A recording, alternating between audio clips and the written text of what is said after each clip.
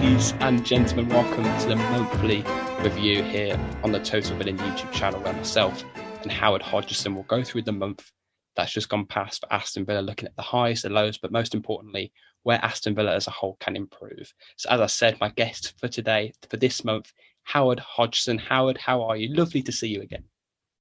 Nice to see you, Liam. Yeah, getting through lockdown as best we can, and looking forward to having a chat with you about the Villa, because it's still a good news story, isn't it? Things are going well, and it's a club that's finally well run. Definitely, and you're talking about lockdown. We've been in it for, it seems like an eternity now. Like I said beforehand, my hair is awful. It's all over the place. I'm a mess, but we're trying to go through it as the best we can. Yours is absolutely fine. Yours is brilliant. Better compared to mine. The positive throughout this time is Aston Villa and football, of course. And January saw a mixture of emotions for Aston Villa Football Club. We had many losses against Manchester United and Manchester City, tough opponents. We had wins against Southampton, Newcastle, and of course the FA Cup valiant loss to Liverpool, where we played our youngsters. Overall, for all these games that we have played in the month of January, how would you summarise your thoughts and your feelings regarding January for Aston Villa? Do you think it's been a good month? Yeah, it's been a good month. I mean, I know going into the game on Saturday night against Southampton, Sky was sort of trying to make a bit of a deal of the fact that we'd only won one out of our last 5 games. We played Man City and Man United away, and Chelsea away just before that, and actually competed very well in all 3 games, and with a bit more luck, could have come away with points in all of them. In fact, we only got 1.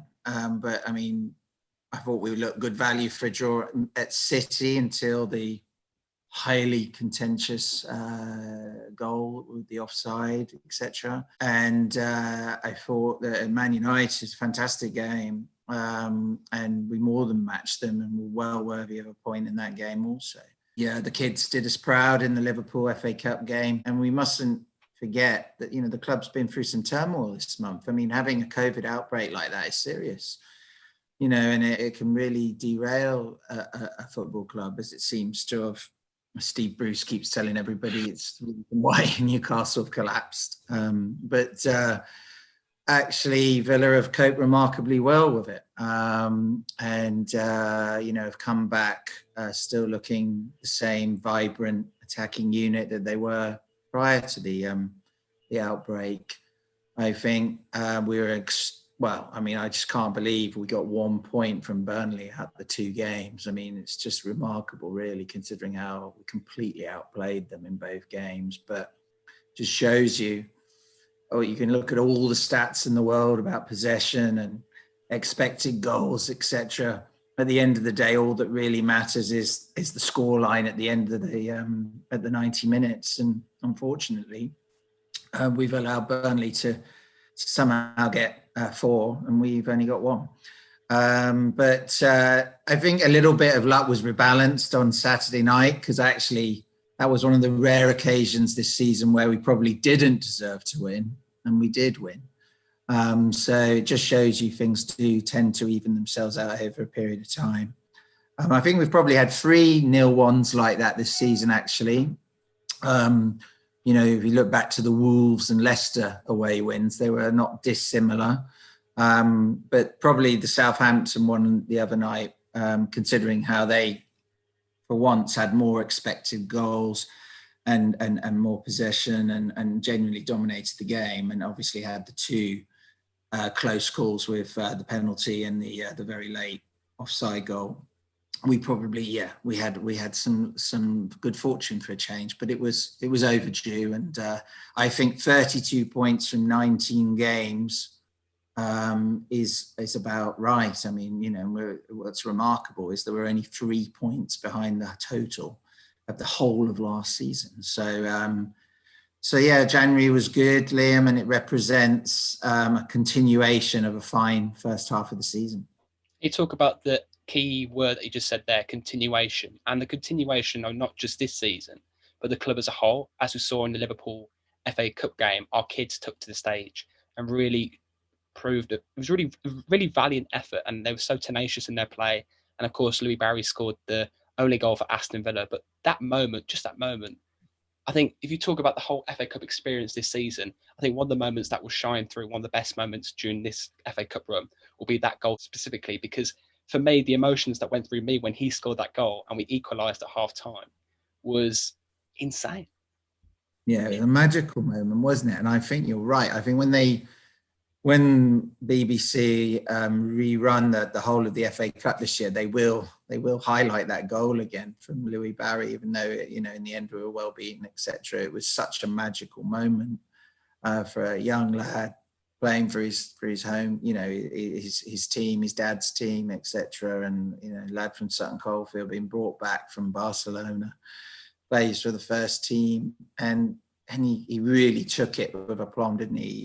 You know, he was showing us a real glimpse into a future star there. Reminded me of a young Gary Shaw, who came through the Villa ranks many years ago. In fact, so long ago, it was his 60th birthday recently. But yeah, Gary Shaw was a fantastic homegrown product, and Louis Barry's, you know, great hopes for him and a host of others from that young team. And as you say, it highlights just how well run the club is now from top to bottom.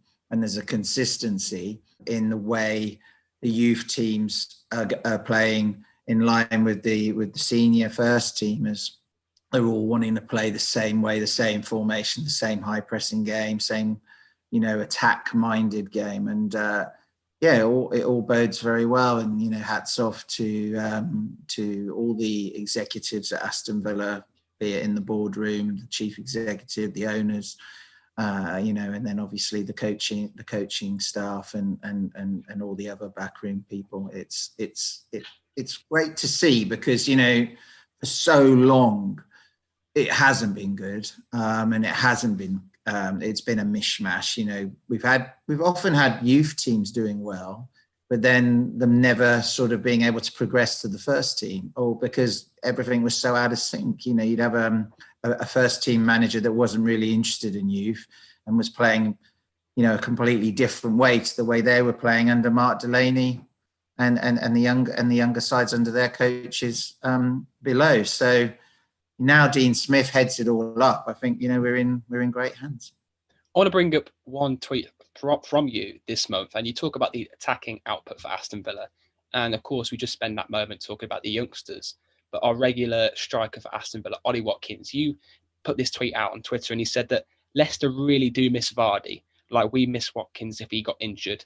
Let's hope we keep him fit as such a fantastic outlet with his never-ending running off the ball. And I think that's what is key to Aston Villa's success this season, because last season we had a mishmash of strikers. We tried to bring on Keenan Davis at times, Wesley at the start of the season. We had all these Samatta, who came in for a little bit. So there's never really that consistency. But this season, Watkins has come in, and especially in the later stages of the January month, he's really shown his worth and his work, not just on the ball, but off the ball, like you highlighted in that tweet, is why he's loved so much by Aston Villa fans. Yeah, I haven't seen a more hard-working centre forward anywhere. Probably Vardy's a good example, as why I compared him. As someone that works so hard off the ball. I mean, you know, when we're out of possession, he presses amazingly well from the front. And when we're in possession, he makes incredible runs off the ball that, you know, just opens up the field. The strikers that have been at Villa, certainly recently, just haven't been doing that. They're much more static and sort of maybe target men more. You know, this guy just runs the channels incredibly well, and he links up so brilliantly as a result with the wide players and with the sort of and the midfield players. And yeah, I think he's absolutely critical to our success. And so, you know, keep everything crossed he stays fit. I would put him in the category with Jack and with Martinez as the three real linchpins of the side. Look, there were other great players in the team, and it is a team effort. But I think those three would be the hardest to replace. I know we have a great number two in Tom Heaton, but he isn't Martinez. I think we've all seen the difference Martinez's presence has made to the defence this season. Jack is obviously a world-class player. I mean, more and more people are starting to recognise that, and more people are starting to say. David Moyes has just said it in his press conference this morning. He's probably the best player in the Premier League at the moment. That's not an exaggeration. The stats back it up, and he is. I mean, and no team can handle him. I mean, nobody knows how to handle him because they try and rough him up, just gives away fouls. And they try and double up on him, leave space for others. He is just a fantastic player, and is such an asset to our side. So if he came out of the team for a lengthy period, we'd certainly miss him big time. And as I say, the other two as well. I mean, we've had Barkley out for a number of games. We cope well with that. I think we'd cope okay without McGinn. Both really important players, but I think we'd be okay. And even when Mings has missed out, House played well. I know he's now out injured for a while, which is a bit of a concern. The fullbacks have been excellent. Look, everybody's been fantastic, but I just think those three, if any of those three are out for a length of time, we would struggle to replace them. The future is so bright for Aston Villa Football Club. Like you said, last season we were more reliant on Jack Grealish and other star players like McGinn. And when they went out, we were really struggling to gain points. But this season, specifically, if you look at the January transfer window, we let out Conor Hourihane to Swansea on loan because he brought in a quality addition like Morgan Sanson. And what we're looking for there is not a player to immediately start, but a player to immediately challenge for a place with the likes of McGinn, Louise, etc. So we're not looking for players to immediately start, but we're looking for competitions all over the pitch. And I think that's what's really exciting for the future for Aston Villa Football Club. Yeah, I totally agree with you, Liam. And it's always good to recruit from a position of strength, recruit when you're doing well, because as you say, then the pressure isn't on the new guy to come in and have an immediate impact. He can sort of bed his way into the football club and into the frenetic pace of English football, etc. And Sanson looks, an upgrade. He looks a good player, a good pedigree. I think I've mentioned certainly on Twitter, my mum's from that part of the world. She was born near Marseille in Aix-en-Provence. So I've got a lot of family out there that are OM nuts, as they all are. That fan base, as you've probably noticed in recent weeks, and they're not very happy at the moment. And they all speak very highly of Morgan. They say he's a quality player. He's particularly good out wide. Actually, he's midfield player, but he can certainly be very effective out wide. He's a very good crosser of the ball. So I'm sure he's going to be. He's versatile. He can play right across the midfield. So he's going to be of good benefit to us. And as you highlight, it's just adding quality to the ranks. And rather than in previous Januaries where we've been panicking and having to do deadline deals for guys like Borg and Baston. We had Tom Carroll the year before as well, which was pretty much the same thing. Fans always are like, oh, can't we sign someone on deadline day? But, usually if you're signing players on deadline day, it's a sign things haven't gone well in the window. You should try and get it done before. So I think Villa, it's another sign of how things are progressing nicely, that we had a very sort of calm window. We got players out that we wanted to get out, like Lansbury and Kalinic, and we've added Morgan. So yeah, job well done. I think the key to any successful side is the fact that they can win ugly, and what I mean by that is not necessarily having a great performance when getting a victory. But like you said, for the Southampton game, for example, Villa weren't the best team and didn't dominate at certain periods. And they got that goal and they hung on to it. And they were really good defensively. They were really resolute. So the fact that I say winning ugly just shows the determination within Aston Villa now. And it's all credit to Dean Smith and the backroom staff. Yeah, absolutely. I mean, your friend of mine, Simon Goodyear, messaged me afterwards and went, you see, that's what I was going on about with Liam, winning at all costs. I love that. That's an interesting argument, though, really, isn't it? Because the fact entertaining football and gaining results. I know Simon's a big advocate of just purely gaining results, and the fact that entertaining football is a byproduct of that. But you and me were conversing via Twitter, and the fact that Dean Smith has the right balance now. He provides entertaining football, but he can also secure those results. So as a football fan, and what we've seen in the month of January, I think that's exactly what anyone wants to see with regarding Villa fans wanting to see passionate, entertaining football.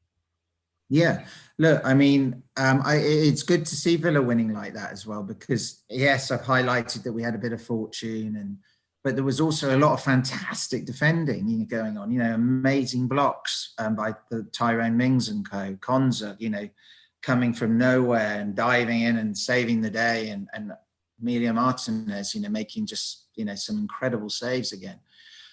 And the fullbacks both played fantastically well. I mean, Matt Target is a player transformed, isn't he, this season? I mean, somebody where the jury was a little bit out last year. I mean, this season, I haven't seen probably a better left back in England. So playing brilliantly, as is Matty Cash on the other side. So, the defensive unit, what's that, 9-10 clean sheets? They're a great unit now, and it's not all about the fact that we were so good going forward. As you say, Dean's got a great balance in the side at the moment, and all the best sides have that word balance, that balance between attack and defence.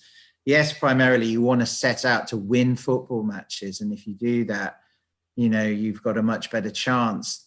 In the past, we've had managers that I've often thought have set out, particularly against big sides, to not lose a match rather than try and win a match.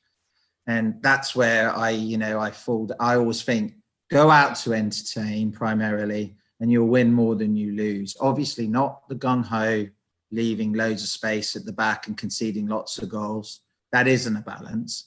It's getting that balance right, but also don't be a behind the ball merchant where you literally, your prime aim is to keep a clean sheet and try and get a goal, on the break or from a set play, because those days as well, I think those days are gone. I just don't think that works anymore. So you have to have, a progressive approach to the game. And I think, great that we have Dean Smith, because that's exactly his approach. And I think adding Craig Shakespeare to his coaching setup has just enhanced that, and he's taken all the experience that he got from winning the title with Leicester and added that to our style and to our game plan. And at the moment, it's very hard to criticise anything at Aston Villa because they're doing so many things well. On the subject of dinosaur tactics, we got to play our former manager Steve Bruce as Villa beat Newcastle 2-0. And it just shows how far Aston Villa have come in recent years, going from such negative-minded football with Bruce to such expansive, lovely, entertaining styles of play with Dean Smith. It's great to see, and I keep referring back to this point, but the development of Aston Villa Football Club and the future for the club is so exciting.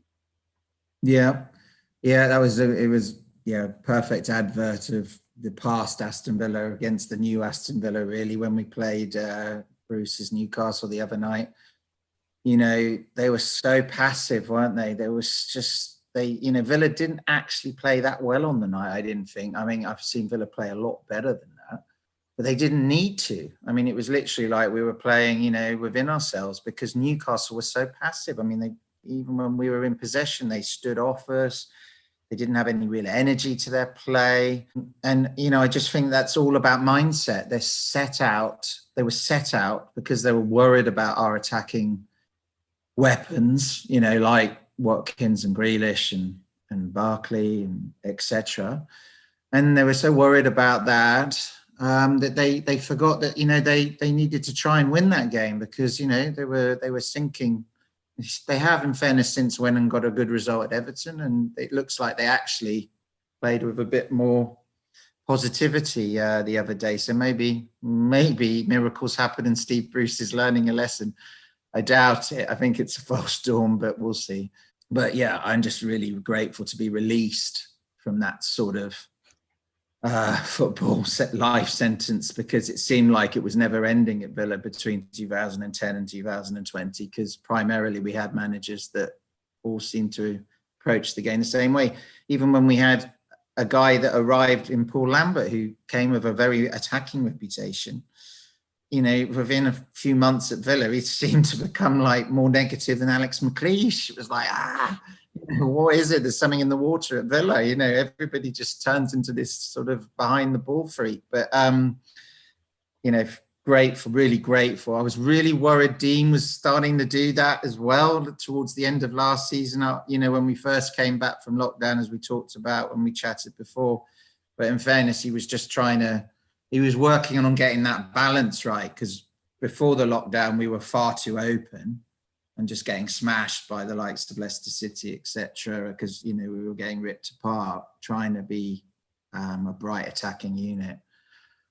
And then when he came back from lockdown, we were very, very negative to start with, and, you know, we're hardly having any shots on goal, etc. In the second half, when it became absolutely key that we had to win some games to stay up, he seemed to find that balance, and the team have now found that balance and have gone on this season so well. The one thing I would point out, and I do think it is significant, is that, you know, the no crowd thing.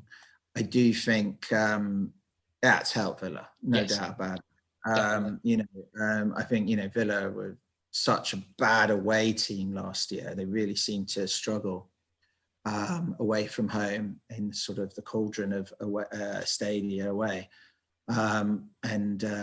You know, they've got such a good away record this season. I think that has certainly helped. But obviously now, because they've grown and their confidence and their belief is so much higher than it was, they now believe that they belong in the Premier League and that they can compete with anybody. That if, as and when crowds do come back, and let's hope it's sooner rather than later, that I think that now would be okay, it would be fine. But it's been a fantastic, that has really worked in Villa's favour to sort of gain that confidence and as a team and grow as a unit.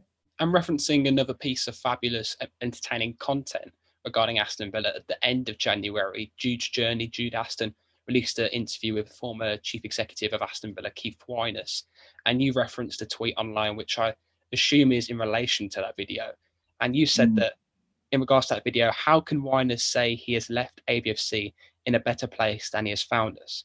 We had an ageing squad on big wages, 73 million annual wage bill in the Championship, which was unsustainable. So the thing is there, like again, we keep referencing this point of development and the fact that we had all these woes and troubles regarding Keith Wyness and Dr. Tony Shear, and we've now gone on to Nassif and Wes, and it's a really exciting model there that's been put in place alongside Christian Purslow.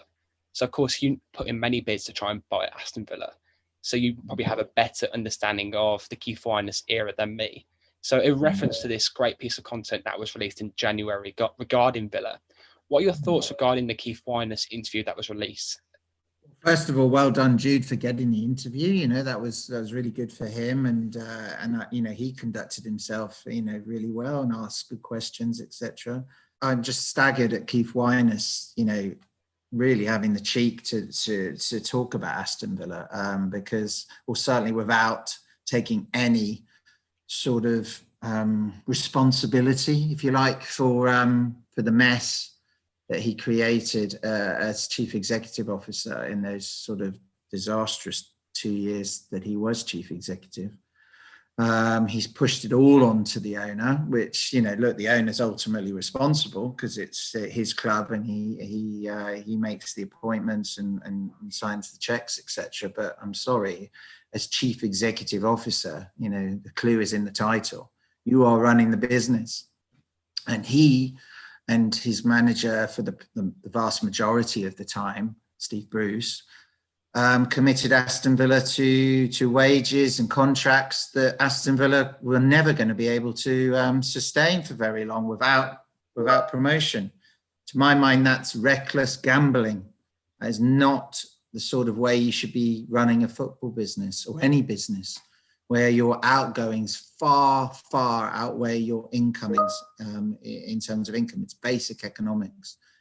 And so for him to say on the interview, "Oh, I think I left Aston Villa in much better shape than when I found them," was no, I don't think so, mate. Yes, you were only one game away from getting promotion, and obviously, if that had happened, everything would have been fine. But that's gambling, isn't it? That's rolling the roulette wheel and hoping it lands on black, not red. That's not a way to run a football club. And, you know, we all saw what happened as a result of that sort of management. We were on the brink of going out of business.